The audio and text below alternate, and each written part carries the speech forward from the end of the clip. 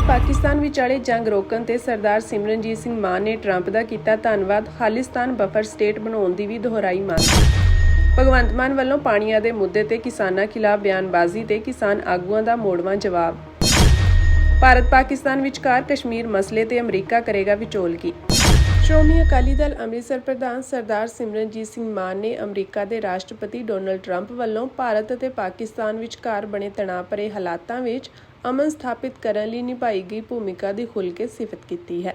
ਉਨ੍ਹਾਂ ਕਿਹਾ ਕਿ ਜੇਕਰ ਇਹ ਤਣਾਅ ਜੰਗ ਵਿੱਚ ਤਬਦੀਲ ਹੋ ਜਾਂਦਾ ਤਾਂ ਸਭ ਤੋਂ ਵੱਧ ਨੁਕਸਾਨ ਪੰਜਾਬ ਅਤੇ ਸਿੱਖ ਕੌਮ ਨੂੰ ਹੋਣਾ ਸੀ, ਜਿਸ ਦੀ ਇਤਿਹਾਸਕ ਮਿਸਾਲਾਂ ਸਾਡੀਆਂ ਅੱਖਾਂ ਅੱਗੇ ਹਨ। ਸਰਦਾਰ ਸਿਮਰਨਜੀਤ ਸਿੰਘ ਮਾਨ ਨੇ ਕਿਹਾ ਕਿ ਅਸੀਂ 1947 ਦੀ ਵੰਡ, 1965 ਅਤੇ 1971 ਦੀਆਂ ਜੰਗਾਂ ਤੇ 1999 ਦੇ ਕਾਰਗਿਲ ਘਟਨਾ ਵਰਗੀਆਂ ਸਥਿਤੀਆਂ ਵਿੱਚ ਪੈਂਦੇ ਆਏ ਹਾਂ। ਹਰ ਵਾਰ ਪੰਜਾਬ ਨੇ ਹੀ ਜੰਗ ਦੀਆਂ ਲਹੂ ਲਥਪਥ ਕੀਮਤਾਂ ਅਦਾ ਕੀਤੀਆਂ ਹਨ। ਇਹ ਸਿਰਫ ਸਰਹੱਦੀ ਰਾਜ ਨਹੀਂ, ਸਿੱਖ ਕੌਮ ਦੀ ਧਰਤੀ ਹੈ। ਅਜਿਹਾ ਲੱਗ ਰਿਹਾ ਸੀ ਕਿ ਇਤਿਹਾਸ ਇੱਕ ਵਾਰ ਫਿਰ ਆਪਣੇ ਆਪ ਨੂੰ ਦੁਹਰਾ ਸਕਦਾ ਹੈ, ਪਰ ਟਰੰਪ ਵੱਲੋਂ ਦਖਲ ਦੇ ਕੇ ਇਹ ਸੰਭਾਵਨਾ ਰੋਕੀ ਗਈ। ਉਨ੍ਹਾਂ ਟਰੰਪ ਦੀ ਦੂਰਦਰਸ਼ੀ ਨੀਤੀ ਦੀ ਸਰਾਹਨਾ ਕਰਦਿਆਂ ਕਿਹਾ ਕਿ ਅੰਤਰਰਾਸ਼ਟਰੀ ਮੰਚ ਉੱਤੇ ਜਦੋਂ ਕੋਈ ਰਾਸ਼ਟਰਪਤੀ ਖੁਦ ਵਿਚੋਲੇ ਵਜੋਂ ਆ ਕੇ ਦੋ ਪਰਮਾਣੂ ਰਾਸ਼ਟਰਾਂ ਵਿਚਕਾਰ ਜੰਗ ਦੀ ਅੱਗ ਨੂੰ ਠੰਡਾ ਕਰਦਾ ਹੈ ਤਾਂ ਇਹ ਸਿਰਫ ਇੱਕ ਰਾਜਨੀਤਿਕ ਨਹੀਂ, ਮਾਨਵਤਾ ਵਾਲਾ ਕਦਮ ਹੁੰਦਾ ਹੈ। ਸਰਦਾਰ ਸਿਮਰਨਜੀਤ ਸਿੰਘ ਮਾਨ ਨੇ ਇਹਨਾਂ ਹਾਲਾਤਾਂ ਦੇ ਸੰਦਰਭ ਵਿੱਚ ਫਿਰ ਇੱਕ ਵਾਰ ਖਾਲਿਸਤਾਨ ਦੀ ਮੰਗ ਨੂੰ ਜਾਇਜ਼ ਅਤੇ ਸਿੱਖਾਂ ਦਾ ਨਿੱਜੀ ਹੱਕ ਦੱਸਿਆ। ਉਨ੍ਹਾਂ ਕਿਹਾ ਕਿ ਪੰਜਾਬ ਹਮੇਸ਼ਾ ਹੀ ਦੋ ਦੇਸ਼ਾਂ ਵਿਚਕਾਰ ਬਫਰ ਰੇਖਾ ਬਣ ਕੇ ਤਬਾਹ ਹੁੰਦਾ ਆਇਆ ਹੈ। ਇਹੀ ਸਮਾਂ ਹੈ ਕਿ ਸਿੱਖ ਰਾਸ਼ਟਰ ਖਾਲਿਸਤਾਨ ਨੂੰ ਇੱਕ ਅੰਤਰਰਾਸ਼ਟਰੀ ਤੌਰ ਉੱਤੇ ਸਵੀਕਾਰਿਆ ਜਾਵੇ, ਜੋ ਕਿ ਭਾਰਤ ਤੇ ਪਾਕਿਸਤਾਨ ਵਿਚਕਾਰ ਅਮਨ ਅਤੇ ਸਥਿਰਤਾ ਦਾ ਪੁਲ ਬਣ ਸਕੇ। ਉਨ੍ਹਾਂ ਆਖਿਰ ਵਿੱਚ ਕਿਹਾ ਕਿ ਇਹ ਮਾਮਲਾ ਸਿਰਫ ਸਿੱਖ ਕੌਮ ਦੀ ਆਜ਼ਾਦੀ ਦਾ ਨਹੀਂ, ਬਲਕਿ ਦੱਖਣੀ ਏਸ਼ੀਆ ਦੇ ਭਵਿੱਖ ਅਤੇ ਤਿਕੋਣ ਅਮਨ ਦਾ ਹੈ। ਅਮਰੀਕਾ ਤੇ ਹੋਰ ਅੰਤਰਰਾਸ਼ਟਰੀ ਤਾਕਤਾਂ ਨੂੰ ਇਹ ਸਮਝਣਾ ਹੋਵੇਗਾ ਕਿ ਪੰਜਾਬ ਵਿੱਚ ਘਰੋਂ ਵਿਚਕਾਰ ਰਹਿ ਕੇ ਕਿਸ ਤਰ੍ਹਾਂ ਹਰ ਜੰਗ ਦੀ ਕੁਰਬਾਨੀ ਸਿੱਖ ਕੌਮ ਵਜੋਂ ਅਸੀਂ ਭੁਗਤਦੇ ਆਏ ਹਾਂ। ਅਸੀਂ ਸੰਯੁਕਤ ਰਾਸ਼ਟਰ ਅਮਰੀਕਾ, ਕੈਨੇਡਾ, ਬ੍ਰਿਟੇਨ, ਯੂਰਪੀ ਯੂਨੀਅਨ ਤੋਂ ਨਿਮਰ ਅਪੀਲ ਕਰਦੇ ਹਾਂ ਕਿ ਖਾਲਿਸਤਾਨ ਨੂੰ ਇੱਕ ਅਜਿਹਾ ਨਿਰਪੱਖ ਅਤੇ ਅਮਨ ਪਸੰਦ ਰਾਜ ਬਣਾਉਣ ਵਿੱਚ ਸਾਡੀ ਮਦਦ ਕੀਤੀ ਜਾਵੇ ਅਤੇ ਇਸ ਪਹਿਲ ਕਦਮੀ ਵਿੱਚ ਡੋਨਲਡ ਟਰੰਪ ਅੱਗੇ ਆਉਣ ਤੇ ਸਿੱਖਾਂ ਨੂੰ ਖਾਲਿਸਤਾਨ ਦੇਣ। ਹੁਣ ਪੁੱਛੋ ਕਿ ਤੇਰੇ ਕਿਸਾਨ ਕਿਉਂ ਨਹੀਂ ਨਾ ਇੱਕ ਬਿਆਨ ਵੀ ਹਾਂ ਯਾਰ ਪੰਜਾਬ ਦੇ ਪਾਣੀਆਂ ਵਾਸਤੇ ਅਸੀਂ ਖੜਾਂਗੇ ਨਾ, ਪਤਾ ਨਹੀਂ ਕਿੱਥੇ ਨੇ ਹੁਣ ਸਾਰੇ ਜਿਹੜੇ ਪਾਣੀਆਂ ਦੇ ਰਾਖੇ ਜਗ੍ਹਾ ਜਗ੍ਹਾ ਧਰਨੇ ਦਿੰਦੇ ਹੁੰਦੇ ਸੀ, ਪਾਣੀਆਂ ਦੇ ਰਾਖੀਆਂ ਸੀ। ਤੁਹਾਡੇ ਸੁਪਰੀਮੋ ਕੇਜਰੀਵਾਲ ਤਾਂ ਬਿਆਨ ਦਿੰਦੇ ਆ ਕਿ ਦਿੱਲੀ ਤੇ ਹਰਿਆਣੇ ਨੂੰ ਪਾਣੀ ਚਾਹੀਦਾ, ਪਾਣੀ ਲਵਾਂਗੇ। ਕਿ ਜੇਕਰ ਤੁਹਾਡੀ ਪਾਰਟੀ ਦੇ ਮੁਖੀ ਦੀ ਸੁਪਰੀਮੋ ਦੀ ਸਟੇਟਮੈਂਟ ਇਹ ਹੈ ਔਰ ਜਲੰਧਰ ਦੇ ਵਿੱਚ ਖੜ ਕੇ ਉਹ ਸਟੇਟਮੈਂਟ ਦੇ ਕੇ ਗਏ ਨੇ, ਤਾਂ ਭਾਈ ਆਪਦੀ ਪਾਰਟੀ ਦੀ ਨੀਤੀ ਤਾਂ ਸਪਸ਼ਟ ਕਰੋ। ਪੰਜਾਬ ਨੇ, ਪੰਜਾਬੀਆਂ ਨੇ ਸਰਕਾਰ ਬਣਾ ਕੇ ਦਿੱਤੀ। ਇੱਕ ਮੁੱਖ ਮੰਤਰੀ ਦਾ ਇਹ ਕੰਮ ਹੁੰਦਾ, ਐ ਲੱਗਦਾ ਜਿਵੇਂ ਮੁੱਖ ਮੰਤਰੀ ਸਾਹਿਬ ਆਸਾਨ ਕਰ ਰਹੇ ਆ। ਤੁਹਾਡੀ ਅੱਖ ਦੇ ਵਿੱਚ ਰੋਡ ਵਾਂਗ ਰੜਕਦੇ ਆ ਕਿਸਾਨ ਤੇ ਮਜ਼ਦੂਰ, ਇਸ ਕਰਕੇ ਤੁਸੀਂ ਉਹਨਾਂ ਖਿਲਾਫ ਲਗਾਤਾਰ ਬੋਲ ਰਹੇ ਜੋ। ਇਹ ਪਹਿਲੀ ਵਾਰ ਨਹੀਂ ਹੈ। ਮੁੱਖ ਮੰਤਰੀ ਭਗਵੰਤ ਮਾਨ ਵੱਲੋਂ ਕਿਸਾਨਾਂ ਖਿਲਾਫ ਦਿੱਤੇ ਬਿਆਨ ਤੇ ਕਿਸਾਨ ਆਗੂਆਂ ਦੇ ਪ੍ਰਤੀਕਰਮ ਸਾਹਮਣੇ ਆਏ ਹਨ। ਕਿਸਾਨ ਆਗੂ ਜਗਜੀਤ ਸਿੰਘ ਡੱਲੇਵਾਲ ਅਤੇ ਕਿਸਾਨ ਆਗੂ ਸਰਵਣ ਸਿੰਘ ਪੰਧੇਰ ਨੇ ਮੁੱਖ ਮੰਤਰੀ ਦੇ ਬਿਆਨ ਦੀ ਸਖਤ ਸ਼ਬਦਾਂ ਵਿੱਚ ਨਿਖੇਧੀ ਕੀਤੀ ਹੈ। ਕਿਸਾਨ ਆਗੂ ਜਗਜੀਤ ਸਿੰਘ ਡੱਲੇਵਾਲ ਨੇ ਕਿਹਾ ਕਿ ਕਿਸਾਨ ਹਮੇਸ਼ਾ ਤੋਂ ਪੰਜਾਬ ਦੇ ਪਾਣੀਆਂ ਲਈ ਸੰਘਰਸ਼ ਕਰਦੇ ਆਏ ਹਨ, ਪਰ ਤੁਹਾਡੀ ਪਾਰਟੀ ਦੇ ਸੁਪਰੀਮੋ ਖੁਦ ਕਹਿੰਦੇ ਹਨ ਕਿ ਦਿੱਲੀ ਅਤੇ ਹਰਿਆਣਾ ਨੂੰ ਪੰਜਾਬ ਦਾ ਪਾਣੀ ਦੇਣਾ ਚਾਹੀਦਾ ਹੈ। ਜੇਕਰ ਤੁਸੀਂ ਇੰਨੇ ਹੀ ਪੰਜਾਬ ਦੇ ਹਿਮਾਇਤੀ ਹੋ ਤਾਂ ਆਪਣੀ ਪਾਰਟੀ ਤੋਂ ਅਸਤੀਫਾ ਦਿਓ। ਡੱਲੇਵਾਲ ਨੇ ਕਿਹਾ ਕਿ ਪਾਣੀ ਦੇਸ਼ ਦੇ ਹਰੇਕ ਸੂਬੇ ਨੂੰ ਚਾਹੀਦਾ ਹੈ, ਇਸ ਲਈ ਪਾਣੀ ਦੇ ਮੁੱਦੇ ਨੂੰ ਹੱਲ ਕਰਾਉਣ ਦੀ ਲੋੜ ਹੈ, ਪਰ ਸਰਕਾਰ ਪੰਜਾਬ ਅਤੇ ਹਰਿਆਣਾ ਦੇ ਕਿਸਾਨਾਂ ਨੂੰ ਆਪਸ ਵਿੱਚ ਲੜਾਉਣ ਲਈ ਵਾਰ-ਵਾਰ ਇਹ ਮੁੱਦਾ ਚੁੱਕਦੀ ਹੈ ਤਾਂ ਜੋ ਕਿਸਾਨ ਮਿਲ ਕੇ ਕੇਂਦਰ ਦੀਆਂ ਮਾੜੀਆਂ ਨੀਤੀਆਂ ਖਿਲਾਫ ਸੰਘਰਸ਼ ਨਾ ਕਰ ਸਕਣ। ਕਿ ਪੰਜਾਬ ਦੇ ਕਿਸਾਨ ਨੂੰ ਇਕੱਲੇ ਨੂੰ ਨਹੀਂ, ਪੂਰੇ ਦੇਸ਼ ਦੇ ਕਿਸਾਨ ਨੂੰ ਪਾਣੀ ਦੀ ਲੋੜ ਹੈ ਤੇ ਸਹੀ ਢੰਗ ਨਾਲ, ਸੰਜੀਦਗੀ ਦੇ ਨਾਲ ਅਗਰ ਕਿਸਾਨੀ ਨੂੰ ਬਚਾਉਣਾ ਤੇ ਸਰਕਾਰਾਂ ਇਹਨਾਂ ਰਾਹਾਂ ਤੇ ਤੁਰਨ, ਰਾਜਨੀਤੀ ਕਰਨੀ ਬੰਦ ਕਰਨ। ਰਾਜਨੀਤੀ ਦੇ ਵਿੱਚੋਂ ਜਦੋਂ ਅਜਿਹੀਆਂ ਗੱਲਾਂ ਪੈਦਾ ਹੁੰਦੀਆਂ ਤੇ ਫਿਰ ਇਹ ਲੋਕ ਬੇਤੁਕੀ ਬਿਆਨਬਾਜ਼ੀ ਕਰਨੀ ਸ਼ੁਰੂ ਕਰਦੇ ਆ। ਮੇਰੇ ਦੋ ਸਵਾਲ ਨੇ ਮਾਨਯੋਗ ਭਗਵੰਤ ਮਾਨ ਜੀ ਤੇ। ਇਹਨਾਂ ਗੱਲਾਂ ਨੂੰ ਸਪਸ਼ਟ ਕਰਨ ਸਾਡੇ ਮੁੱਖ ਮੰਤਰੀ ਜੀ, ਇਹ ਦੱਸਿਓ ਤੁਹਾਡੇ ਸੁਪਰੀਮੋ ਕੇਜਰੀਵਾਲ ਤਾਂ ਬਿਆਨ ਦਿੰਦੇ ਆ ਕਿ ਦਿੱਲੀ ਤੇ ਹਰਿਆਣੇ ਨੂੰ ਪਾਣੀ ਚਾਹੀਦਾ, ਪਾਣੀ ਲਵਾਂਗੇ।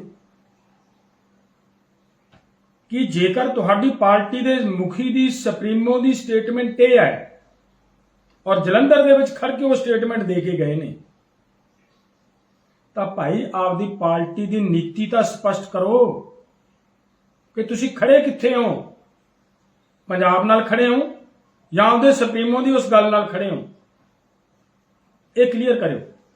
ਹਕੀਕਤ ਇਹ ਹੈ ਕਿ ਜੋ ਤੁਸੀਂ ਕਿਸਾਨਾਂ ਨੂੰ ਕੁੱਟ ਕੇ, ਮਜ਼ਦੂਰਾਂ ਨੂੰ ਕੁੱਟ ਕੇ, ਟੀਚਰਾਂ ਨੂੰ ਕੁੱਟ ਕੇ ਔਰ ਘਰਾਂ ਦੇ ਵਿੱਚੋਂ ਲੋਕਾਂ ਨੂੰ, ਜਿਹੜੇ ਸਾਡੇ ਹੋਰ ਕਾਰੋਬਾਰੀ ਲੋਕ ਆ, ਉਹਨਾਂ ਨੂੰ ਕੁੱਟ ਕੇ ਜਿਸ ਤਰੀਕੇ ਦੇ ਨਾਲ ਤੁਸੀਂ ਆਪਦਾ ਲੌਸ ਕੀਤਾ, ਤੁਹਾਡਾ ਗ੍ਰਾਫ ਡਾਊਨ ਗਿਆ, ਲੋਕਾਂ ਨੇ ਉਹ ਗੱਲ ਤੁਹਾਡੀ ਕਈ ਨੂੰ ਪੱਕਾ ਕੀਤਾ ਕਿ ਡਲਾ ਤੋਂ ਡਲਾ ਹੋਤਾ ਪਤਾ ਨਹੀਂ ਕਿੱਧਰ ਸੇ ਚਲਾ ਹੋਤਾ ਹੈ। ਜਦੋਂ ਤੁਹਾਡੇ ਦੱਸੇ ਰਾਹਾਂ ਤੇ ਤੁਹਾਡੇ ਹੀ ਐਮਐਲਏ ਨੂੰ ਲੋਕ ਘੇਰਨ ਲੱਗੇ ਤਾਂ ਇਸ ਵੇਲੇ ਫਿਰ ਉਹੀ ਕੇਂਦਰ ਜਿਹਨੇ ਤੁਹਾਡੇ ਸੁਪਰੀਮੋ ਦੀ ਖਾਤਰ, ਤੁਹਾਡਾ ਸੁਪਰੀਮੋ ਬਚਾਉਣ ਲਈ ਤੁਸੀਂ ਸਾਡੇ ਅੰਦੋਲਨ ਨੂੰ, ਧਰਨੇ ਨੂੰ ਦੀ ਪਿੱਠ ਛੁਰਾ ਮਾਰਿਆ, ਔਰ ਉਹ ਕੇਂਦਰ ਅੱਜ ਤੁਹਾਡੇ ਨਾਲ ਨੂਰਾ ਕੁਸ਼ਤੀ ਕਰਕੇ ਤੁਹਾਨੂੰ ਪਾਣੀਆਂ ਦਾ ਮਾਲਕ ਬਣਾਉਣਾ ਚਾਹੁੰਦੀ ਹੈ। ਜਿਸ ਤਰ੍ਹਾਂ ਕਦੇ ਕੈਪਟਨ ਅਮਰਿੰਦਰ ਵੀ ਬਣਿਆ ਸੀ, ਲੋਕਾਂ ਦੀ ਅੱਖਾਂ 'ਚ ਘੱਟਾ ਪਾ ਕੇ ਕਹਿਤਾ, ਲਓ ਜੀ ਮੈਂ ਸਾਰੇ ਜਿੰਨੇ ਸਮਝੌਤੇ ਉਦੋਂ ਪਹਿਲਾਂ ਹੋਏ ਸਾਰੇ ਰੱਦ ਕਰਤੇ, ਤੇ ਇੱਕ ਧਾਰਾ 5 ਪਾਤੀ ਜਿਹਦੇ 'ਚ ਇਹ ਕਹਿਤਾ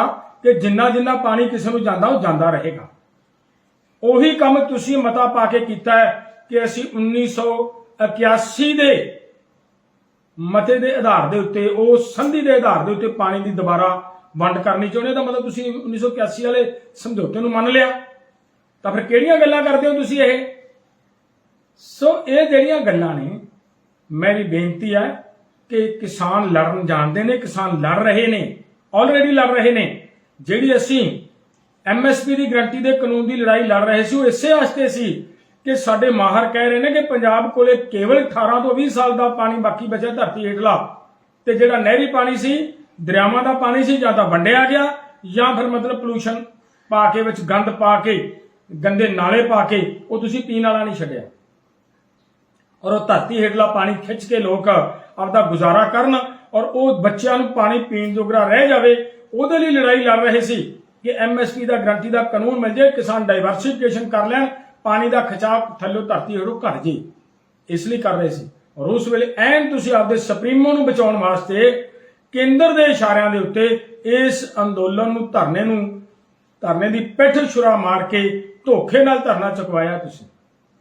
ਔਰ ਅਸੀਂ ਤਾਂ ਭਾਈ ਉਦੋਂ ਵੀ ਲੜ ਰਹੇ ਸੀ ਤੇ ਹੁਣ ਵੀ ਲੜਦੇ ਤੇ ਅੱਗੇ ਵੀ ਲੜਾਂਗੇ, ਕਿਉਂਕਿ ਸਾਨੂੰ ਪਤਾ ਹੈ ਕਿ ਪਾਣੀ ਸਾਡੀ ਲਾਈਫ ਲਾਈਨ ਹੈ, ਕਿਸਾਨਾਂ ਦੀ ਲਾਈਫ ਲਾਈਨ ਹੈ। ਪਾਣੀ ਬਿਨਾਂ ਕਿਸਾਨ ਨਹੀਂ ਬਚ ਸਕਦੇ। ਅਗਰ ਕੇਂਦਰ ਸੰਜੀਦਾ ਹੈ, ਪੰਜਾਬ ਸੰਜੀਦਾ ਹੈ, ਹਰਿਆਣਾ ਸੰਜੀਦਾ ਹੈ, ਤਾਂ ਫਿਰ ਸ਼ਾਰਦਾ ਜਮਨਾ ਲਿੰਕ ਚੈਨਲ ਤੋਂ ਪਾਣੀ ਕਿਉਂ ਨਹੀਂ ਕਿਸਾਨਾਂ ਨੂੰ ਦਿੱਤਾ ਜਾ ਰਿਹਾ ਜੀ? ਪੰਜਾਬ ਤੇ ਹਰਿਆਣੇ ਦੇ ਕਿਸਾਨਾਂ ਨੂੰ ਲੜਾਉਣ ਦੀ ਸਾਜ਼ਿਸ਼ ਕਿਉਂ ਰਚੀ ਜਾ ਰਹੀ ਹੈ? ਮੇਨ ਕਾਰਨ ਇਹ ਹੈ ਕਿ ਜਿਹੜਾ ਕੇਂਦਰ ਸਰਕਾਰ ਸਮਝੌਤਾ ਅਮਰੀਕਾ ਨਾਲ ਕਰ ਚੁੱਕਿਆ ਹੈ ਔਰ ਅਕਤੂਬਰ ਦੇ ਵਿੱਚ ਲਾਗੂ ਹੋਣ ਜਾ ਰਿਹਾ ਹੈ, ਉਸ ਸਮਝੌਤੇ ਦੇ ਲਾਗੂ ਹੋਣ ਤੋਂ ਪਹਿਲਾਂ ਪੂਰੀ ਤਰ੍ਹਾਂ ਦੇਸ਼ ਦੇ ਕਿਸਾਨਾਂ ਨੂੰ ਖਣਾ ਕੇ, ਆਪਸ ਵਿੱਚ ਲੜਾ ਕੇ, ਇੱਥੇ ਤੁਸੀਂ ਉਹਨਾਂ ਸਮਝੌਤਿਆਂ ਨੂੰ ਅੰਜਾਮ ਦੇਣਾ ਹੈ, ਉਹਦੇ ਤੇ ਜ਼ੋਰ ਲੱਗਿਆ ਹੋਇਆ ਹੈ। ਔਰ ਮੈਂ ਫਿਰ ਦੁਬਾਰਾ ਕਹਿਣਾ ਕਿ ਭਗਵੰਤ ਮਾਨ ਦੀ ਪਾਰਟੀ ਆਪਦੀ ਸਥਿਤੀ ਸਪਸ਼ਟ ਕਰਨ ਔਰ ਆਪਦੇ ਸੁਪਰੀਮੋ ਨੂੰ ਉਹਦੀ ਪਾਰਟੀ ਦਾ ਅਸਤੀਫਾ ਦੇ ਕੇ ਕਲੀਅਰ ਕਰਨ ਕਿ ਅਸੀਂ ਉਹਦੇ ਵਿਚਾਰਾਂ ਨਾਲ ਨਹੀਂ ਆ, ਅਸੀਂ ਛੱਡੀ ਉਹਦੀ ਪਾਰਟੀ, ਫਿਰ ਦੇਖਾਂਗੇ, ਫਿਰ ਦੇਖਿਓ ਪੰਜਾਬ ਤੁਹਾਡੇ ਨਾਲ ਖੜਦਾ ਹੈ ਕਿ ਨਹੀਂ ਖੜਦਾ। ਸੋ ਇਹ ਸਾਡੀ ਲੜਾਈ ਹੈ, ਅਸੀਂ ਪਿੱਛੇ ਵੀ ਲੜੇ ਆ, ਅਸੀਂ ਅੱਗੇ ਵੀ ਲੜਾਂਗੇ। ਇਹ ਲੜਾਈ ਨੂੰ ਲੜੇ ਬਿਨਾ ਦੇਸ਼ ਦੇ ਕਿਸਾਨ ਨੂੰ ਨਹੀਂ ਸਰਨਾ, ਕਿਸਾਨ ਲੜੇਗਾ ਔਰ ਸਹੀ ਦਿਸ਼ਾ ਵੱਲ ਅਸੀਂ ਲੜਾਈ ਲੈ ਕੇ ਜਾਵਾਂਗੇ। ਦੂਜੇ ਪਾਸੇ ਕਿਸਾਨ ਆਗੂ ਸਰਵਣ ਸਿੰਘ ਪੰਧੇਰ ਨੇ ਕਿਹਾ ਕਿ ਆਮ ਆਦਮੀ ਪਾਰਟੀ ਖੁਦ ਕੇਂਦਰ ਦਾ ਸਾਥ ਦੇ ਰਹੀ ਹੈ ਤੇ ਲੋਕਾਂ ਸਾਹਮਣੇ ਪੰਜਾਬ ਹਿਮਾਇਤੀ ਬਣਨ ਦਾ ਢੋਂਗ ਕਰ ਰਹੀ ਹੈ। ਉਹਨਾਂ ਕਿਹਾ ਕਿ ਪੰਜਾਬ ਵਿਧਾਨ ਸਭਾ ਕੋਲ ਪਾਣੀਆਂ ਦੇ ਮੁੱਦੇ ਤੇ ਫੈਸਲਾ ਲੈਣ ਦਾ ਪੂਰਾ ਅਧਿਕਾਰ ਹੈ, ਪਰ ਤੁਸੀਂ ਇਸ ਮਾਮਲੇ ਤੇ ਕੇਂਦਰ ਦੀ ਹਾਂ ਵਿੱਚ ਹਾਂ ਮਿਲਾਈ। ਕੇਂਦਰ ਨਾਲ ਮਿਲ ਕੇ ਪੰਜਾਬ ਦੇ ਕਿਸਾਨਾਂ, ਬੇਰੋਜ਼ਗਾਰ ਨੌਜਵਾਨਾਂ ਅਤੇ ਛੋਟੇ ਕਾਰੋਬਾਰੀਆਂ ਦੇ ਧਰਨੇ ਚੁਕਵਾਏ ਤੇ ਗ੍ਰਿਫਤਾਰੀਆਂ ਕਰਵਾਈਆਂ। ਉਹਨਾਂ ਕਿਹਾ ਕਿ ਕਿਸਾਨ ਪੰਜਾਬ ਦੇ ਪਾਣੀਆਂ ਤੇ ਆਪਣਾ ਪੱਖ ਸਪਸ਼ਟ ਕਰ ਚੁੱਕੇ ਹਨ, ਪਰ ਤੁਸੀਂ ਆਪਣਾ ਪੱਖ ਕੇਂਦਰ ਸਰਕਾਰ ਸਾਹਮਣੇ ਨਹੀਂ ਰੱਖ ਪਾ ਰਹੇ। ਦੱਸ ਦਈਏ ਕਿ ਮੁੱਖ ਮੰਤਰੀ ਭਗਵੰਤ ਮਾਨ ਵੱਲੋਂ ਕਿਹਾ ਗਿਆ ਸੀ ਕਿ ਗੱਲ-ਗੱਲ ਤੇ ਧਰਨੇ ਲਾਉਣ ਵਾਲੇ ਕਿਸਾਨ ਅੱਜ ਕਿੱਥੇ ਹਨ ਜਦੋਂ BBMB ਪੰਜਾਬ ਦਾ ਪਾਣੀ ਹਰਿਆਣਾ ਨੂੰ ਦੇ ਰਿਹਾ ਹੈ। ਉਹਨਾਂ ਕਿਹਾ ਸੀ ਕਿ ਕਿਸੇ ਕਿਸਾਨ ਆਗੂ ਦਾ ਇਸ ਤੇ ਬਿਆਨ ਨਹੀਂ ਆਇਆ, ਇਸ ਮਸਲੇ ਤੇ ਕੋਈ ਸੰਘਰਸ਼ ਨਹੀਂ ਕਰ ਰਿਹਾ, ਕੇਵਲ ਇਕੱਲੀ ਸਰਕਾਰ ਲੜ ਰਹੀ ਹੈ। ਬੇਨਤੀ ਆ ਵੀ ਇਹ ਵੀ ਕਿਉਂਕਿ ਜਿਸ ਕਿਸਮ ਦੀ ਭਾਸ਼ਾ ਸਾਡੇ ਮੁੱਖ ਮੰਤਰੀ ਸਾਹਿਬ ਹੁਣ ਵਰਤ ਰਹੇ ਨੇ, ਉਹ ਵੀ ਵਿਚਾਰ ਨਾਲ ਹੀ ਹੈਗੀ ਆ ਕਿ ਉਹ ਭਾਸ਼ਾ ਕਿੰਨਾ ਵਾਸਤੇ ਆ, ਕਿੰਨਾਂ ਨੂੰ ਬਦਨਾਮ ਕਰਨ ਦੀ ਕੋਸ਼ਿਸ਼ ਹੋ ਰਹੀ ਆ ਮੁੱਖ ਮੰਤਰੀ ਵੱਲੋਂ। ਤੋਂ ਬੇਨਤੀ ਆ ਕਿ ਜ਼ਰੂਰ ਧਿਆਨ ਦਿਓ। ਕੱਲ ਜਿਹੜਾ ਮੁੱਖ ਮੰਤਰੀ ਪੰਜਾਬ ਵੱਲੋਂ ਇਹ ਕਿਹਾ ਗਿਆ ਵੀ ਮੈਂ ਕਿਸਾਨਾਂ ਦੀ ਲੜਾਈ ਲੜ ਰਿਹਾ, ਪਹਿਲੀ ਗੱਲ ਹੈਗੀ ਆ ਵੀ ਦੇਖੋ ਪੰਜਾਬ ਨੇ, ਪੰਜਾਬੀਆਂ ਨੇ ਸਰਕਾਰ ਬਣਾ ਕੇ ਦਿੱਤੀ, ਇੱਕ ਮੁੱਖ ਮੰਤਰੀ ਦਾ ਇਹ ਕੰਮ ਹੁੰਦਾ, ਐ ਲੱਗਦਾ ਜਿਵੇਂ ਮੁੱਖ ਮੰਤਰੀ ਸਾਹਿਬ ਆਸਾਨ ਕਰ ਰਹੇ ਆ। ਦੂਸਰਾ ਉਹ ਕਹਿੰਦਾ ਵੀ ਪਾਣੀਆਂ ਦੇ ਰਾਖੇ ਹੁਣ ਕਿੱਥੇ ਗਏ ਨੇ, ਇੱਕ ਵੀ ਬਿਆਨ ਕਿਸੇ ਜਥੇਬੰਦੀ ਦਾ ਨਹੀਂ ਆਇਆ ਹੈਗਾ। ਮੇਰਾ ਸਪਸ਼ਟ ਕਹਿਣਾ ਵੀ ਇਸ ਵੇਲੇ ਪੰਜਾਬ ਸਰਕਾਰ ਕੇਂਦਰ ਨਾਲ ਰਲ ਕੇ ਇਹ ਜਿਹੜਾ ਡੈਮਾਂ ਦੇ ਉੱਤੇ ਆ, ਇਹ ਜਿਹੜਾ ਵਾ ਇਹ ਡਰਾਮਾ ਕਰ ਰਹੀ, ਡਰਾਮਾ ਫੁੱਲ ਫਲੱਡ ਡਰਾਮਾ ਵਾ, ਕੇਂਦਰ ਨਾਲ ਰਲ ਕੇ ਹੋ ਰਿਹਾ ਹੈਗਾ। ਔਰ ਜਿੱਥੋਂ ਤੱਕ ਕੇਂਦਰ ਦਾ ਸਵਾਲ ਆ, ਅਸੀਂ ਉਹਨੂੰ ਚੇਤਾਵਨੀ ਦਿੰਦੇ ਆ ਵੀ ਜਿਹੜਾ ਕਾਇਦਾ ਕਾਨੂੰਨ ਆ ਉਹ ਲਾਗੂ ਹੋਵੇ ਔਰ ਧੱਕੇ ਜੋਰੀ ਨਹੀਂ ਹੋਣੀ ਚਾਹੀਦੀ। ਕੱਲ ਵੀ ਪੰਜਾਬ ਨਾਲ ਖੜੇ ਸੀ, ਅੱਜ ਵੀ ਪੰਜਾਬ ਨਾਲ ਖੜੇ ਹੈਗੇ ਆ।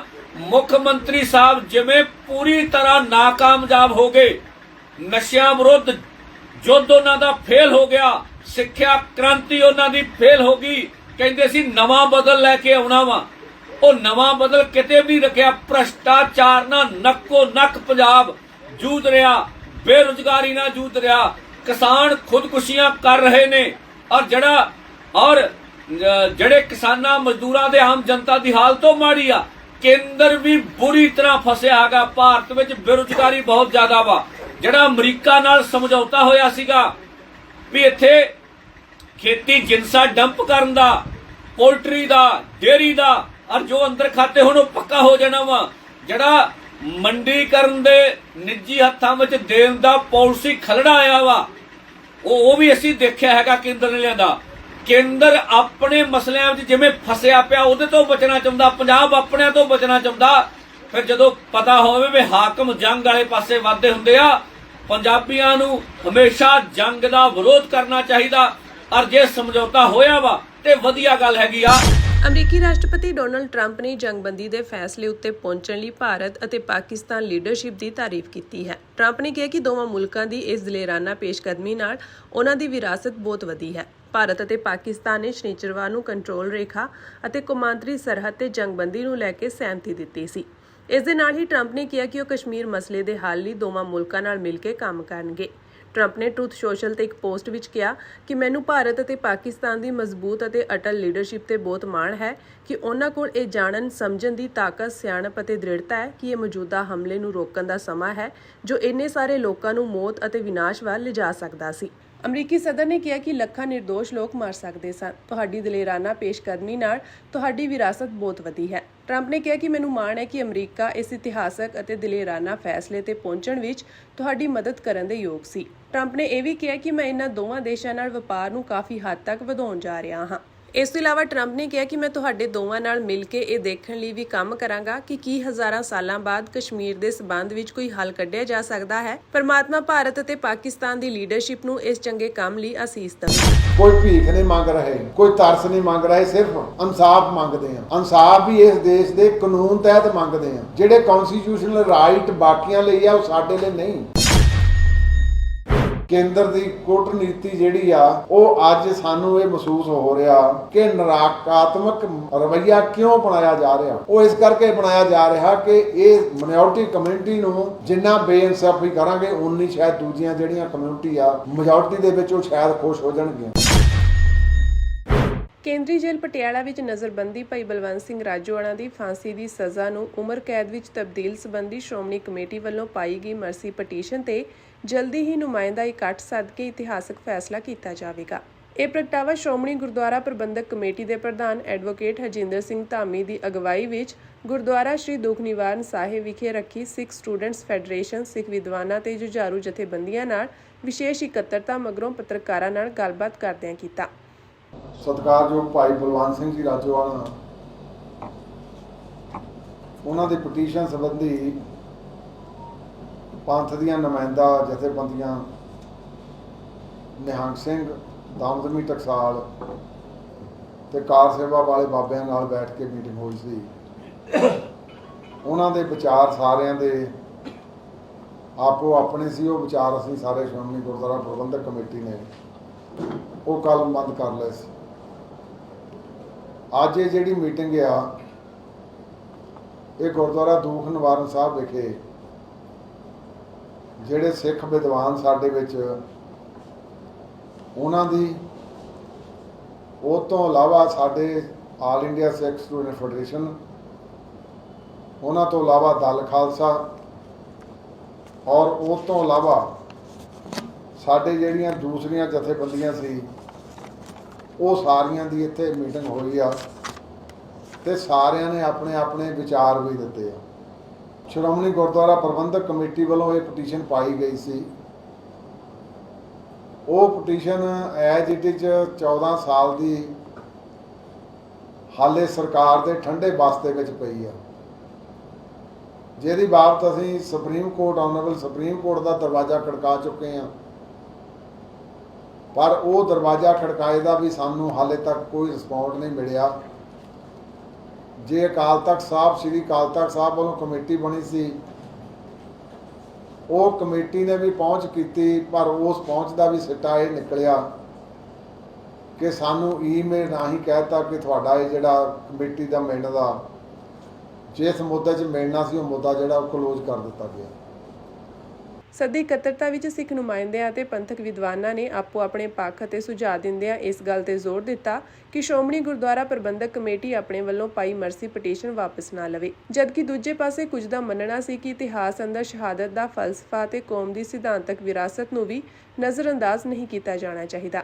ਇਸ ਦੌਰਾਨ ਇਹ ਪੱਖ ਵੀ ਸਾਹਮਣੇ ਆਇਆ ਕਿ ਜੇ ਸ਼੍ਰੋਮਣੀ ਕਮੇਟੀ ਮਰਸੀ ਪਟੀਸ਼ਨ ਵਾਪਸ ਲੈਣ ਤੇ ਵਿਚਾਰ ਕਰਦੀ ਹੈ ਤਾਂ ਇਸ ਨਾਲ ਸਿੱਖਾਂ ਦੀ ਸਿਰਮੌਰ ਸੰਸਥਾ ਦੀ ਭੂਮਿਕਾ ਪ੍ਰਤੀ ਵੀ ਖਦਸ਼ੇ ਖੜੇ ਹੋ ਸਕਦੇ ਹਨ। ਉਹਨਾਂ ਕਿਹਾ ਕਿ ਇਸ ਲਈ ਨੁਮਾਇੰਦਾ ਅਤੇ ਪੰਥਕ ਇਕੱਠ ਰੱਖਣ ਦੀ ਦਿਸ਼ਾ ਵੱਲ ਵੱਧ ਕੇ ਹੀ ਕੋਈ ਨਿਰਣਾਇਕ ਫੈਸਲਾ ਲੈਣਾ ਹੋਵੇਗਾ। ਸਿੱਖ ਵਿਦਵਾਨਾਂ ਵੱਲੋਂ ਤੇ ਜੁਝਾਰੂ ਜਥੇਬੰਦੀਆਂ ਵੱਲੋਂ ਇਹ ਨਿੱਠ ਕੇ ਵਿਚਾਰ ਆਏ ਆ। ਕੁਛਾਂ ਦਾ ਵਿਚਾਰ ਸੀ ਕਿ ਪਟੀਸ਼ਨ ਵਾਪਸ ਲੈ ਲੈਣੀ ਚਾਹੀਦੀ, ਕੁਛ ਦਾ ਵਿਚਾਰ ਸੀ ਕਿ ਵਾਪਸ ਨਹੀਂ ਲੈਣੀ ਚਾਹੀਦੀ। ਬਹੁ ਗਿਣਤੀ ਦਾ ਇਹ ਵੀ ਮੰਨਣਾ ਆ ਕਿ ਸਿਧਾਂਤਕ ਤੌਰ ਦੇ ਉੱਤੇ ਤੇ ਜੁਝਾਰੂ ਤੌਰ ਤੇ ਕੌਮ ਦੀ ਸਿਧਾਂਤਕ ਦੇਖਦੇ ਹੋਏ ਕੁਰਬਾਨ ਹੋਣ ਦੀ ਵਿਰਾਸਤ ਨੂੰ ਨਜ਼ਰਅੰਦਾਜ਼ ਨਹੀਂ ਕੀਤਾ ਜਾਣਾ ਚਾਹੀਦਾ, ਕਿਉਂਕਿ ਇੱਥੇ ਇੱਕ ਸਵਾਲ ਉੱਠਦਾ ਕਿ ਭਾਈ ਬਲਵੰਤ ਸਿੰਘ ਜੀ ਰਾਜੋਆਣੇ ਦਾ ਇਕੱਲਾ ਕੇਸ ਕਿਉਂ ਟੇਕ ਅਪ ਕੀਤਾ ਜਾ ਰਿਹਾ। ਪਿਛਲੇ ਦਿਨ ਅਸੀਂ ਉਹਨਾਂ ਨਾਲ ਮੀਟਿੰਗ ਕੀਤੀ ਸੀ, ਉਹ ਕਿਉਂਕਿ ਉਹਨਾਂ ਦੀ ਡੈਥ ਸੈਂਟੈਂਸ ਆ ਤੇ ਡੈਥ ਸੈਂਟੈਂਸ ਦੇ 18 ਸਾਲ ਦੇ ਉਹ ਫਾਂਸੀ ਦੀ ਚੱਕੀ 'ਚ ਬੈਠੇ ਆ।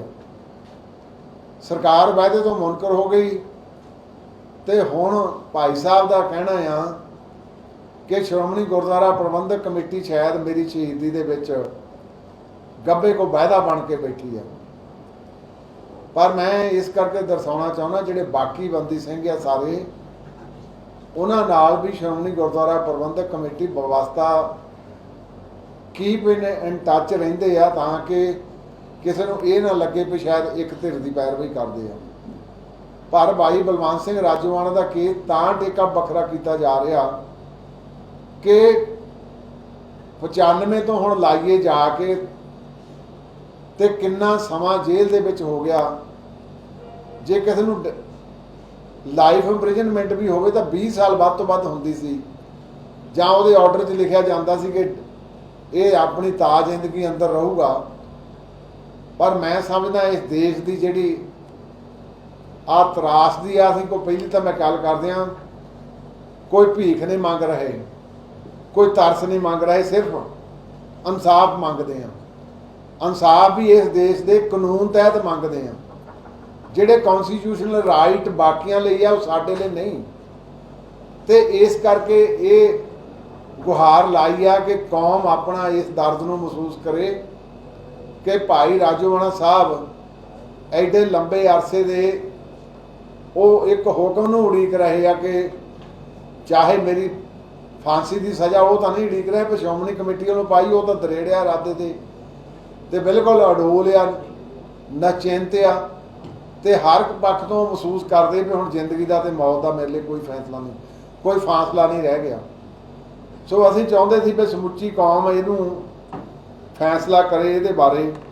ਮੀਟਿੰਗ ਦੌਰਾਨ ਦੀਰਘ ਵਿਚਾਰਾਂ ਤੋਂ ਬਾਅਦ ਸ਼੍ਰੋਮਣੀ ਗੁਰਦੁਆਰਾ ਪ੍ਰਬੰਧਕ ਕਮੇਟੀ ਦੇ ਪ੍ਰਧਾਨ ਐਡਵੋਕੇਟ ਹਰਜਿੰਦਰ ਸਿੰਘ ਧਾਮੀ ਨੇ ਕਿਹਾ ਕਿ ਭਾਈ ਰਾਜੋਆਣਾ ਦੀ ਸਜ਼ਾ ਨੂੰ ਉਮਰ ਕੈਦ ਵਿੱਚ ਤਬਦੀਲ ਕਰਨ ਲਈ ਜਿੱਥੇ ਕਾਨੂੰਨੀ ਲੜਾਈ ਜਾਰੀ ਹੈ, ਉੱਥੇ ਭਾਈ ਰਾਜੋਆਣਾ ਨਾਲ ਕੀਤੀਆਂ ਮੁਲਾਕਾਤਾਂ ਦੌਰਾਨ ਸਾਹਮਣੇ ਆਈਆਂ ਭਾਵਨਾਵਾਂ ਨੂੰ ਨਜ਼ਰਅੰਦਾਜ਼ ਨਹੀਂ ਕੀਤਾ ਜਾ ਸਕਦਾ। ਇਸ ਕਰਕੇ ਅੱਜ ਸਮੇਂ ਦੀ ਵੱਡੀ ਲੋੜ ਹੈ ਕਿ ਗੱਲਬਾਤ ਦੇ ਇਸ ਪੜਾਅ ਨੂੰ ਜਿੱਥੇ ਅੱਗੇ ਵਧਾਇਆ ਜਾਵੇ, ਉੱਥੇ ਹੀ ਨੁਮਾਇੰਦਾ ਪੰਥਕ ਇਕੱਠ ਸੱਦ ਕੇ ਇਤਿਹਾਸਕ ਫੈਸਲਾ ਵੀ ਲਿਆ ਜਾਵੇ। ਉਹਨਾਂ ਕਿਹਾ ਕਿ ਇਸ ਨੁਮਾਇੰਦਾ ਇਕੱਠ ਤੋਂ ਪਹਿਲਾਂ ਸਿੱਖ ਜੱਜਾਂ ਅਤੇ ਵਕੀਲਾਂ ਦੀ ਮੀਟਿੰਗ ਸੱਦ ਕੇ ਵੀ ਰਾਏ ਮਸ਼ਵਰਾ ਕੀਤਾ ਜਾਵੇਗਾ ਤਾਂ ਜੋ ਸੱਦੇ ਜਾਣ ਵਾਲੇ ਨੁਮਾਇੰਦਾ ਇਕੱਠ ਵਿੱਚ ਹਰ ਪੱਖ ਤੇ ਵਿਚਾਰ ਕੀਤਾ ਜਾ ਸਕੇ। ਸਿੱਖ ਸੰਸਥਾਵਾਂ ਦੀਆਂ ਜਿਹੜੀਆਂ ਦੂਜੀਆਂ ਸਾਰੀਆਂ ਉਹਨਾਂ ਨੇ ਵੀ ਆਪਣੇ ਜਿਹੜੇ ਆ ਵਿਚਾਰ ਖੁੱਲ੍ਹ ਕੇ ਅੱਜ ਜਿਹੜੇ ਸਾਰੇ ਪ੍ਰਗਟ ਕੀਤੇ ਇੱਥੇ। ਹੁਣ ਅਸੀਂ ਇਹ ਫੈਸਲਾ ਕੀਤਾ ਕਿ ਅਗਲੀ ਮੀਟਿੰਗ ਜਿਵੇਂ ਫੈਡਰੇਸ਼ਨਾਂ ਦੇ ਆਗੂ ਪਹੁੰਚੇ ਆ, ਜੁਝਾਰੂ ਜਥੇਬੰਦੀਆਂ ਸਾਰੀਆਂ ਪਹੁੰਚੀਆਂ ਜਾਂ ਸਾਡੇ ਸਿੱਖ ਵਿਦਵਾਨ ਪਹੁੰਚੇ ਆ, ਉਹਨਾਂ ਤੋਂ ਇਲਾਵਾ ਦੂਸਰਿਆਂ ਨੂੰ ਵੀ ਸੁਣਿਆ ਜਾਵੇ। ਇਹਨਾਂ ਨੇ ਤਾਂ ਆਪਣੇ ਆਪਣੇ ਵਿਚਾਰ ਦੇ ਦਿੱਤੇ ਆ, ਇਹਨਾਂ ਦੇ ਵੀ ਵਿਚਾਰ ਕਲਮਬੰਦ ਕਰ ਲਏ ਆ ਤੇ ਉਦੋਂ ਆਪਣੇ ਬੈਠ ਕੇ ਇਹ ਵੀ ਵਿਚਾਰ ਇੱਕ ਦੂਜੇ ਨਾਲ ਜਿਹੜੇ ਉਹ ਸਾਰੇ ਸਾਂਝੇ ਕਰ ਲਏ ਜਾਣਗੇ। ਸੋ ਇਹ ਆਉਂਦੇ ਦਿਨਾਂ 'ਚ ਛੇਤੀ ਇੱਕ ਵਕੀਲਾਂ ਦੀ ਤੇ ਜੱਜਸ ਸਾਹਿਬਾਨ ਦੀ ਮੀਟਿੰਗ ਵੀ ਚੰਡੀਗੜ੍ਹ ਛੇਤੀ ਉਹ 2-4 ਦਿਨ 'ਚ ਬੈਠ ਕੇ ਉਹਨਾਂ ਨਾਲ ਵੀ ਵਿਚਾਰ ਕਰਾਂਗੇ। ਇੱਕ ਮੈਂ ਜ਼ਰੂਰ ਬੇਨਤੀ ਕਰਨੀ ਚਾਹੁੰਦਾ ਦੇਸ਼ ਤੇ ਵਿਦੇਸ਼ ਦੀਆਂ ਸੰਸਥਾਵਾਂ ਨੂੰ ਕਿ ਇਹ ਕੋਈ ਰਾਜਨੀਤਿਕ ਮੁੱਦਾ ਨਹੀਂ ਤੇ ਨਾ ਇਹ 'ਚ ਰਾਜਨੀਤੀ ਕੋਈ ਕਰਨੀ ਚਾਹੀਦੀ ਆ ਕਿ ਤੁਸੀਂ ਵੀ ਆਪਣੇ ਭਾਈ ਰਾਜੋਆਣਾ ਸਾਹਿਬ ਦੀ ਫਾਂਸੀ ਦੇ ਸੰਬੰਧ ਦੇ ਵਿੱਚ ਜਿਹੜੀ ਸ਼੍ਰੋਮਣੀ ਕਮੇਟੀ ਨੇ ਪਟੀਸ਼ਨ ਪਾਈ ਆ ਉਹਦੇ ਬਾਰੇ ਵਿਚਾਰ ਭੇਜੋ, ਚਾਹੇ ਲਿਖ ਕੇ ਭੇਜ ਦਿਓ, ਚਾਹੇ ਈਮੇਲ ਕਰ ਦਿਓ, ਚਾਹੇ WhatsApp ਕਰ ਦਿਓ। ਤੇ ਜੇ ਕੋਈ ਨੁਮਾਇੰਦਾ ਆ ਵੀ ਸਕਦਾ ਉਹ ਆ ਕੇ ਵੀ ਆਪਣੇ ਪ੍ਰਗਟ ਕਰਦਾ ਹੈ ਵਿਚਾਰ। ਤੇ ਇੱਥੇ ਦੀਆਂ ਵੀ ਸਾਰੀਆਂ ਜਥੇਬੰਦੀਆਂ ਸਿੰਘ ਸਭਾਵਾਂ ਅਦਰ ਸਟੇਟ ਦੇ ਵਿੱਚ ਬਹੁਤ ਸਾਰੀਆਂ ਸਿੰਘ ਸਭਾਵਾਂ ਜਿਹੜੀਆਂ ਉਹ ਤਤਪਰ ਰਹਿੰਦੀਆਂ ਸਿੱਖ ਮੁੱਦਿਆਂ ਦੇ ਉੱਤੇ, ਉਹਨਾਂ ਨੂੰ ਮੈਂ ਬੇਨਤੀ ਕਰਦਾ ਕਿ ਉਹ ਵੀ ਇਹਦੇ ਵਿੱਚ ਸ਼ਮੂਲੀਅਤ ਕਰਨ, ਆਪਣੇ ਵਿਚਾਰ ਦੇ ਦੇਣ। ਐਡਵੋਕੇਟ ਹਰਜਿੰਦਰ ਸਿੰਘ ਧਾਮੀ ਨੇ ਕਿਹਾ ਕਿ ਭਾਰਤ ਸਰਕਾਰ ਦੇ ਨਕਾਰਾਤਮਕ ਪੱਖ ਨੇ ਸਪਸ਼ਟ ਕੀਤਾ ਹੈ ਕਿ ਭਾਈ ਰਾਜੋਆਣਾ ਦੇ ਮਸਲੇ ਪ੍ਰਤੀ ਸਰਕਾਰ ਕੀ ਮਨਸੂਬਾ ਰੱਖਦੀ ਹੈ, ਜਦਕਿ ਇਸ ਮਸਲੇ ਪ੍ਰਤੀ ਸੰਜੀਦਾ ਤੌਰ ਤੇ ਤਵੱਜੋ ਦੇਣੀ ਚਾਹੀਦੀ ਹੈ। ਉਹਨਾਂ ਕਿਹਾ ਕਿ ਇਸੇ ਤਰ੍ਹਾਂ ਸਜ਼ਾਵਾਂ ਪੂਰੀਆਂ ਕਰ ਚੁੱਕੇ ਜੇਲ੍ਹਾਂ ਵਿੱਚ ਨਜ਼ਰਬੰਦ ਬੰਦੀ ਸਿੰਘਾਂ ਪ੍ਰਤੀ ਵੀ ਸਰਕਾਰ ਨੂੰ ਆਪਣਾ ਰਾਜਸੀ ਨਜ਼ਰੀਆ ਨਹੀਂ ਅਪਣਾਉਣਾ ਚਾਹੀਦਾ। ਇਸ ਤਰ੍ਹਾਂ ਕਰਨ ਨਾਲ ਸਪਸ਼ਟ ਹੋ ਰਿਹਾ ਹੈ ਕਿ ਮਾਨਵੀ ਅਧਿਕਾਰਾਂ ਨੂੰ ਕੁਚਲਿਆ ਜਾ ਰਿਹਾ ਹੈ। ਸ਼੍ਰੋਮਣੀ ਕਮੇਟੀ ਪ੍ਰਧਾਨ ਨੇ ਕਿਹਾ ਕਿ ਇਸ ਜੱਦੋ-ਜਹਿਦ ਦੌਰਾਨ ਮਹਿਸੂਸ ਹੋਣ ਲੱਗ ਪਿਆ ਕਿ ਸਰਕਾਰ ਬਹੁਗਿਣਤੀ ਲੋਕਾਂ ਦੀਆਂ ਵੋਟਾਂ ਖਾਤਰ ਘੱਟ ਗਿਣਤੀ ਵਰਗ ਵਿਰੁੱਧ ਭੁਗਤ ਰਹੀ ਹੈ। ਉਹਨਾਂ ਇਸ ਗੱਲ ਤੇ ਜ਼ੋਰ ਦਿੰਦਿਆਂ ਕਿਹਾ ਕਿ ਕੇਂਦਰ ਸਰਕਾਰ ਭਾਈ ਰਾਜੋਆਣਾ ਦੇ ਮਸਲੇ ਪ੍ਰਤੀ ਰਾਜਨੀਤੀ ਨਾ ਕਰੇ ਅਤੇ ਅਜਿਹਾ ਦੇਸ਼ ਦੇ ਹਿੱਤ ਵਿੱਚ ਨਹੀਂ ਹੈ। ਇਸ ਦੌਰਾਨ ਸ਼੍ਰੋਮਣੀ ਕਮੇਟੀ ਪ੍ਰਧਾਨ ਨੇ ਦੱਸਿਆ ਕਿ ਜਿੱਥੇ ਵੱਖ-ਵੱਖ ਨੁਮਾਇੰਦਿਆਂ ਨੇ ਸ਼ਾਮਲ ਹੋ ਕੇ ਆਪਣੀ ਰਾਏ ਦਿੱਤੀ ਹੈ, ਉੱਥੇ ਹੀ ਸ਼੍ਰੋਮਣੀ ਅਕਾਲੀ ਦਲ ਅੰਮ੍ਰਿਤਸਰ ਦੇ ਪ੍ਰਧਾਨ ਸਰਦਾਰ ਸਿਮਰਨਜੀਤ ਸਿੰਘ ਮਾਨ, ਸਿੱਖ ਆਗੂ ਭਾਈ ਦਲਜੀਤ ਸਿੰਘ ਬਿੱਟੂ, ਸਿੱਖ ਵਿਦਵਾਨ ਡਾਕਟਰ ਅਮਰਜੀਤ ਸਿੰਘ ਅਤੇ ਡਾਕਟਰ ਇੰਦਰਜੀਤ ਸਿੰਘ ਗੰਗੋਆਣੀ ਨੇ ਆਪਣੇ ਲਿਖਤੀ ਸੁਝਾਅ ਵੀ ਭੇਜੇ ਹਨ। ਕੇਂਦਰ ਦੀ ਕੂਟਨੀਤੀ ਜਿਹੜੀ ਆ ਉਹ ਅੱਜ ਸਾਨੂੰ ਇਹ ਮਹਿਸੂਸ ਹੋ ਰਿਹਾ ਕਿ ਨਕਾਰਾਤਮਕ ਰਵੱਈਆ ਕਿਉਂ ਅਪਣਾਇਆ ਜਾ ਰਿਹਾ। ਉਹ ਇਸ ਕਰਕੇ ਬਣਾਇਆ ਜਾ ਰਿਹਾ ਕਿ ਇਹ ਮਿਨੋਰਟੀ ਕਮਿਊਨਿਟੀ ਨੂੰ ਜਿੰਨਾ ਬੇਇਨਸਾਫੀ ਕਰਾਂਗੇ ਉਨੀ ਸ਼ਾਇਦ ਦੂਜੀਆਂ ਜਿਹੜੀਆਂ ਕਮਿਊਨਿਟੀ ਆ ਮੈਜੋਰਟੀ ਦੇ ਵਿੱਚ ਉਹ ਸ਼ਾਇਦ ਖੁਸ਼ ਹੋ ਜਾਣਗੀਆਂ। ਇਹ ਸਾਨੂੰ ਇਸ ਗੱਲ ਦਾ ਐਵੇਂ ਦਾ ਨਜ਼ਰੀਆ ਜਿਹੜਾ ਮਹਿਸੂਸ ਹੁੰਦਾ ਆ। ਸੋ ਇਸੇ ਕਰਕੇ ਬਹੁਤ ਗਿਣਤੀ ਨੂੰ ਖੁਸ਼ ਕਰ ਲਈ ਇਹ ਘੱਟ ਗਿਣਤੀਆਂ ਦੇ ਉੱਤੇ ਬੇਇਨਸਾਫੀ ਕੀਤੀ ਜਾ ਰਹੀ ਆ। ਸੋ ਮੈਂ ਅੰਤ ਦੇ ਵਿੱਚ ਤੁਹਾਡਾ ਮੀਡੀਆ ਦਾ ਵੀ ਸਾਰੇ ਦਾ ਤੇ ਚੇਚੇ ਤੌਰ ਤੇ ਸਾਰੀਆਂ ਜਥੇਬੰਦੀਆਂ ਜਿਹਦੇ ਵਿੱਚ ਫੈਡਰੇਸ਼ਨ ਸਾਰੀਆਂ ਪਹੁੰਚੀਆਂ, ਦਲ ਖਾਲਸਾ, ਉਹਨਾਂ ਦੇ ਨਾਲ ਸਾਡੇ ਅਕਾਲੀ ਦਲ ਅੰਮ੍ਰਿਤਸਰ ਤੋਂ ਵੀ ਨੁਮਾਇੰਦੇ ਆਉਣੇ ਸੀ। ਅਮਾਨ ਸਿੰਘ ਮਾਨ ਹੁਣੀ ਉਹ ਕਾਰਜ ਕਰਕੇ ਉਹਨੂੰ ਹੀ ਆ ਸਕੇ ਔਰ ਸਰਦਾਰ ਅਮਰਜੀਤ ਸਿੰਘ ਸਾਡੇ ਸਿੱਖ ਵਿਦਵਾਨ ਹੈ ਉਹਨੇ ਵੀ ਲਿਖ ਕੇ ਭੇਜਿਆ।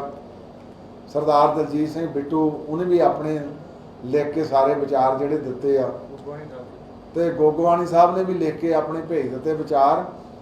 ਸੋ ਅੱਗੇ ਗਾਂ ਅਸੀਂ ਹੁਣ ਛੇਤੀ ਇੱਕ ਜੱਜ ਸਾਹਿਬਾਨ ਦੀ ਵਕੀਲਾਂ ਦੀ ਤੇ ਉਦੋਂ ਬਾਅਦ ਫਿਰ ਇੱਕ ਚੁਣੀਂਦਾ ਜਿਹੜਾ ਉਹਨਾਂ ਦੇ ਨੁਮਾਇੰਦਿਆਂ ਦਾ ਜਿਹੜਾ ਇਕੱਠ ਆ ਉਹ ਸਲਾਹ ਅਸੀਂ ਕਰ ਲਾਂਗੇ ਸਾਰੇ, ਉਹ ਕਰਕੇ ਤਾਂ ਛੇਤੀ ਮੀਟਿੰਗ ਸੱਦਾਂਗੇ ਤਾਂ ਕਿ ਕਿਸੇ ਠੋਸ ਨਤੀਜੇ ਤੇ ਪਹੁੰਚਿਆ ਜਾ ਸਕੇ। ਪਾਣੀ ਦੀ ਵੰਡ ਦੇ ਮੁੱਦੇ ਤੇ ਪੰਜਾਬ ਹਰਿਆਣਾ ਅਦਾਲਤ ਵੱਲੋਂ ਜਾਰੀ ਹੁਕਮਾਂ ਤੋਂ ਬਾਅਦ ਇੱਕ ਵਾਰ ਮੁੜ ਪੰਜਾਬ ਸਰਕਾਰ ਨੇ ਅਦਾਲਤ ਵਿੱਚ ਸਮੀਖਿਆ ਪਟੀਸ਼ਨ ਦਾਖਲ ਕੀਤੀ ਹੈ। ਪੰਜਾਬ ਸਰਕਾਰ ਨੇ ਸਮੀਖਿਆ ਪਟੀਸ਼ਨ ਵਿੱਚ 6 ਮਈ ਦੇ ਹੁਕਮਾਂ ਨੂੰ ਗਲਤ ਦੱਸਿਆ ਹੈ। ਪੰਜਾਬ ਸਰਕਾਰ ਨੇ ਦਾਖਲ ਕੀਤੀ ਇਸ ਸਮੀਖਿਆ ਪਟੀਸ਼ਨ ਰਾਹੀਂ ਕਿਹਾ ਹੈ ਕਿ ਕੇਂਦਰ ਦੀ ਭਾਜਪਾ ਸਰਕਾਰ ਦੇ ਇਸ਼ਾਰੇ ਤੇ BBMB ਪੰਜਾਬ ਤੋਂ ਗੈਰ ਕਾਨੂੰਨੀ ਢੰਗ ਨਾਲ ਪਾਣੀ ਖੋਹਣ ਦੀ ਕੋਸ਼ਿਸ਼ ਕਰ ਰਿਹਾ ਹੈ। ਸਰਕਾਰ ਨੇ ਹਾਈ ਕੋਰਟ ਨੂੰ ਦੱਸਿਆ ਕਿ 2 ਮਈ ਦੀ ਮੀਟਿੰਗ ਨੂੰ ਗਲਤ ਢੰਗ ਨਾਲ ਰਸਮੀ ਕਹਿ ਕੇ ਅਦਾਲਤ ਨੂੰ ਗੁੰਮਰਾਹ ਕਰਨ ਦੀ ਕੋਸ਼ਿਸ਼ ਕੀਤੀ ਗਈ ਹੈ। ਪੰਜਾਬ ਸਰਕਾਰ ਨੇ ਹਾਈ ਕੋਰਟ ਨੂੰ ਕਿਹਾ ਕਿ ਕੇਂਦਰ ਸਰਕਾਰ ਵੱਲੋਂ ਪੰਜਾਬ ਨੂੰ ਮੀਟਿੰਗ ਦਾ ਕੋਈ ਅਧਿਕਾਰਤ ਮਿੰਟ ਨਹੀਂ ਦਿੱਤਾ ਗਿਆ ਅਤੇ ਸਿਰਫ ਇੱਕ ਪ੍ਰੈਸ ਨੋਟ ਭੇਜ ਦਿੱਤਾ ਗਿਆ। ਇਸ ਨਾਲ ਹੀ ਅਦਾਲਤ ਵਿੱਚ ਕੇਂਦਰ ਸਰਕਾਰ 2 ਮਈ ਦੀ ਮੀਟਿੰਗ ਦੇ ਅਧਿਕਾਰਤ ਮਿੰਟ ਵੀ ਨਹੀਂ ਦਿਖਾ ਸਕੀ, ਸਿਰਫ ਚਰਚਾ ਰਿਕਾਰਡ ਪੇਸ਼ ਕੀਤਾ ਗਿਆ। ਸਰਕਾਰ ਨੇ ਅਦਾਲਤ 'ਚ ਕਿਹਾ ਕਿ BBMB ਨੇ ਬਿਨਾਂ ਕਿਸੇ ਅਧਿਕਾਰ ਦੇ ਹਰਿਆਣਾ ਨੂੰ ਪਾਣੀ ਛੱਡਣ ਦੀ ਕੋਸ਼ਿਸ਼ ਕੀਤੀ ਹੈ। ਪੰਜਾਬ ਸਰਕਾਰ ਨੇ ਪਟੀਸ਼ਨ ਰਾਹੀਂ ਸਵਾਲ ਖੜਾ ਕੀਤਾ ਹੈ ਕਿ ਜਦੋਂ ਫੈਸਲਾ ਹੀ ਨਹੀਂ ਲਿਆ ਗਿਆ ਤਾਂ ਹੁਕਮ ਕਿਵੇਂ ਲਾਗੂ ਕੀਤਾ ਜਾ ਸਕਦਾ ਹੈ। ਪ੍ਰਕਿਰਿਆ ਪੂਰੀ ਹੋਣ ਤੋਂ ਪਹਿਲਾਂ ਹੀ BBMB ਆਪਣੇ ਆਪ ਫੈਸਲਾ ਕਿਵੇਂ ਲੈ ਸਕਦਾ ਹੈ, ਇਹ ਗੈਰ ਕਾਨੂੰਨੀ ਹੈ। ਜ਼ਿਕਰਯੋਗ ਹੈ ਕਿ ਹਾਈ ਕੋਰਟ ਨੇ ਪਿਛਲੀ ਸੁਣਵਾਈ ਦੌਰਾਨ ਪੰਜਾਬ ਸਰਕਾਰ ਨੂੰ ਕੇਂਦਰ ਸਰਕਾਰ ਨਾਲ 2 ਮਈ ਨੂੰ ਹੋਈ ਮੀਟਿੰਗ ਵਿਚਲਾ ਫੈਸਲਾ ਮੰਨਣ ਲਈ ਕਿਹਾ ਸੀ। ਹਾਈ ਕੋਰਟ ਨੇ ਆਪਣੇ ਆਦੇਸ਼ਾਂ ਵਿੱਚ ਪੰਜਾਬ ਸਰਕਾਰ ਅਤੇ ਪੰਜਾਬ ਪੁਲਿਸ ਨੂੰ BBMB ਦੇ ਭਾਖੜਾ ਨੰਗਲ ਡੈਮ ਅਤੇ ਲੋਹਾਰ ਕੰਟਰੋਲ ਰੂਮ ਅਤੇ ਉਹਨਾਂ ਦੇ ਕੰਮ ਵਿੱਚ ਦਖਲ ਨਾ ਦੇਣ ਲਈ ਵੀ ਕਿਹਾ ਸੀ। ਭਾਰਤ ਅਤੇ ਪਾਕਿਸਤਾਨ ਵੱਲੋਂ ਜੰਗਬੰਦੀ ਤੇ ਸਹਿਮਤੀ ਤੋਂ ਬਾਅਦ ਸੰਯੁਕਤ ਰਾਸ਼ਟਰ ਦੇ ਸਕੱਤਰ ਜਨਰਲ ਐਂਟੋਨੀਓ ਗੁਟਾਰੇਜ਼ ਨੇ ਦੋਵਾਂ ਦੇਸ਼ਾਂ ਦੀਆਂ ਤਣਾਅ ਨੂੰ ਘਟਾਉਣ ਦੀਆਂ ਸਾਰੀਆਂ ਕੋਸ਼ਿਸ਼ਾਂ ਦਾ ਸਵਾਗਤ ਕੀਤਾ ਹੈ। ਸਕੱਤਰ ਜਨਰਲ ਦੇ ਉਪ ਬੁਲਾਰੇ ਫਰਹਾਨ ਹੱਕ ਨੇ ਦੱਸਿਆ ਕਿ ਅਸੀਂ ਨਿਗਰਾਨੀ ਕਰ ਰਹੇ ਹਾਂ ਤੇ ਨਾਲ ਹੀ ਅਸੀਂ ਇਸ ਟਕਰਾਅ ਨੂੰ ਘਟਾਉਣ ਦੀਆਂ ਸਾਰੀਆਂ ਕੋਸ਼ਿਸ਼ਾਂ ਦਾ ਵੀ ਸਵਾਗਤ ਕਰਦੇ ਹਾਂ। BBMB ਨੇ ਟੈਕਨੀਕਲ ਕਮੇਟੀ ਦੀ ਮੀਟਿੰਗ 14 ਮਈ ਨੂੰ ਬੁਲਾ ਲਈ ਹੈ, ਜਿਸ ਵਿੱਚ ਪੰਜਾਬ, ਹਰਿਆਣਾ ਤੇ ਰਾਜਸਥਾਨ ਦੇ ਮੁੱਖ ਇੰਜੀਨੀਅਰ ਸ਼ਾਮਿਲ ਹੋਣਗੇ। ਇਸ ਮੀਟਿੰਗ ਵਿੱਚ ਕੇਂਦਰੀ ਜਲ ਕਮਿਸ਼ਨ ਦੇ ਮੁੱਖ ਇੰਜੀਨੀਅਰ ਵੀ ਭਾਗ ਲੈ ਰਹੇ ਹਨ। ਪੰਜਾਬ ਹਰਿਆਣਾ ਦਰਮਿਆਨ ਚੱਲ ਰਹੇ ਵਿਵਾਦ ਦੌਰਾਨ ਇਹ ਮੀਟਿੰਗ ਹੋ ਰਹੀ ਹੈ। ਇਸ ਮੀਟਿੰਗ ਵਿੱਚ ਤਿੰਨੋਂ ਸੂਬਿਆਂ ਲਈ ਜੂਨ ਮਹੀਨੇ ਵਾਸਤੇ ਪਾਣੀ ਦੀ ਐਲੋਕੇਸ਼ਨ ਹੋਵੇਗੀ ਅਤੇ ਸੂਬੇ ਆਪੋ ਆਪਣੀ ਪਾਣੀ ਦੀ ਡਿਮਾਂਡ ਦੱਸਣਗੇ। ਭਾਰਤ ਨੇ ਦਾਅਵਾ ਕੀਤਾ ਕਿ ਭਾਰਤ ਤੇ ਪਾਕਿਸਤਾਨ ਦਰਮਿਆਨ ਗੋਲੀਬੰਦੀ ਤੋਂ ਪਹਿਲਾਂ ਦੋਵਾਂ ਦੇਸ਼ਾਂ ਦੇ ਕੌਮੀ ਸੁਰੱਖਿਆ ਸਲਾਹਕਾਰਾਂ ਤੇ ਵਿਦੇਸ਼ ਮੰਤਰੀਆਂ ਵਿਚਾਲੇ ਕੋਈ ਗੱਲਬਾਤ ਨਹੀਂ ਹੋਈ, ਬਲਕਿ ਦੋਵਾਂ ਦੇਸ਼ਾਂ ਦੇ director general of military operation ਦਰਮਿਆਨ ਹੀ ਗੱਲਬਾਤ ਹੋਈ ਹੈ। ਸੂਤਰਾਂ ਦੇ ਹਵਾਲੇ ਨਾਲ ਖਬਰ ਮਿਲੀ ਹੈ ਕਿ ਆਪਰੇਸ਼ਨ ਸਿੰਦੂਰ ਹਾਲੇ ਖਤਮ ਨਹੀਂ ਹੋਇਆ। ਪ੍ਰਧਾਨ ਮੰਤਰੀ ਨਰਿੰਦਰ ਮੋਦੀ ਨੇ ਵੀ ਕਿਹਾ ਕਿ ਇਸ ਵੇਲੇ ਸਿਰਫ ਇੱਕ ਮਾਮਲਾ ਰਹਿੰਦਾ ਹੈ, ਉਹ ਹੈ ਪਾਕਿਸਤਾਨ ਦੇ ਕਬਜ਼ੇ ਵਾਲੇ ਕਸ਼ਮੀਰ ਦੀ ਵਾਪਸੀ। ਜੇ ਪਾਕਿਸਤਾਨ ਦਹਿਸ਼ਤਗਰਦਾਂ ਨੂੰ ਸੌਂਪਣ ਦੀ ਗੱਲ ਕਰਦਾ ਹੈ ਤਾਂ ਭਾਰਤ ਗੱਲਬਾਤ ਲਈ ਤਿਆਰ ਹੈ। ਇਹ ਵੀ ਪਤਾ ਲੱਗਿਆ ਕਿ ਭਾਰਤ ਨੇ ਸਪਸ਼ਟ ਸੁਨੇਹਾ ਦਿੱਤਾ ਹੈ ਕਿ ਉਹਨਾਂ ਨੂੰ ਦੋਵਾਂ ਦੇਸ਼ਾਂ ਦਰਮਿਆਨ ਕਿਸੇ ਸਾਲਸੀ ਦੀ ਜ਼ਰੂਰਤ ਨਹੀਂ ਹੈ। ਪ੍ਰਧਾਨ ਮੰਤਰੀ ਨਰਿੰਦਰ ਮੋਦੀ ਨੇ ਤਿੰਨੋਂ ਸੈਨਾਵਾਂ ਦੇ ਮੁਖੀਆਂ ਨਾਲ ਗੱਲਬਾਤ ਕਰਦਿਆਂ ਕਿਹਾ ਕਿ ਜੇਕਰ ਪਾਕਿਸਤਾਨ ਵੱਲੋਂ ਗੋਲੀ ਚੱਲਦੀ ਹੈ ਤਾਂ ਭਾਰਤ ਵੱਲੋਂ ਗੋਲਾ ਚੱਲੇਗਾ। ਸਰਕਾਰੀ ਸੂਤਰਾਂ ਨੇ ਦੱਸਿਆ ਕਿ ਪਾਕਿਸਤਾਨ ਨਾਲ ਸਿਰਫ DGMO ਪੱਧਰ ਤੇ ਗੱਲਬਾਤ ਹੋਵੇਗੀ ਤੇ ਹੋਰ ਕਿਸੇ ਵੀ ਮੁੱਦੇ ਤੇ ਚਰਚਾ ਨਹੀਂ ਹੋਵੇਗੀ। ਇਸ ਤੋਂ ਇਲਾਵਾ ਇਹ ਵੀ ਜਾਣਕਾਰੀ ਮਿਲੀ ਹੈ ਕਿ ਫਿਲਹਾਲ ਸਿੰਧੂ ਜਲ ਸੰਧੀ ਰੱਦ ਰਹੇਗੀ। ਸ਼੍ਰੀ ਅਕਾਲ ਤਖਤ ਸਾਹਿਬ ਦੇ ਕਾਰਜਕਾਰੀ ਜਥੇਦਾਰ ਗਿਆਨੀ ਕੁਲਦੀਪ ਸਿੰਘ ਗੜਗੱਜ ਨੇ ਤੇਲੰਗਾਨਾ ਸੂਬੇ ਦੇ ਹੈਦਰਾਬਾਦ ਸ਼ਹਿਰ ਨੇੜੇ ਰੰਗਾਰੇਡੀ ਜ਼ਿਲ੍ਹੇ ਵਿੱਚ ਪੈਂਦੇ ਵਣਜਾਰਾ ਸਿੱਖਾਂ ਦੇ ਪਿੰਡ ਗੱਚੂਬਾਈ ਟਾਂਡਾ ਪਹੁੰਚ ਕੇ ਬੀਤੇ ਦਿਨੀ ਖੁਆਰ ਹੋਏ ਸਭ ਮਿਲਾਂਗੇ ਧਰਮ ਪ੍ਰਚਾਰ ਲਹਿਰ ਤਹਿਤ ਸਿੱਖੀ ਦਾ ਪ੍ਰਚਾਰ ਕੀਤਾ। ਗੱਚੂਬਾਈ ਟਾਂਡਾ ਵਿਖੇ ਲਗਭਗ 500 ਸਿੱਖ ਵਸਦੇ ਹਨ ਜੋ ਸਾਬਤ ਸੂਰਤ ਤੇ ਸਿੱਖੀ ਨੂੰ ਪੂਰੀ ਤਰ੍ਹਾਂ ਸਮਰਪਿਤ ਹਨ।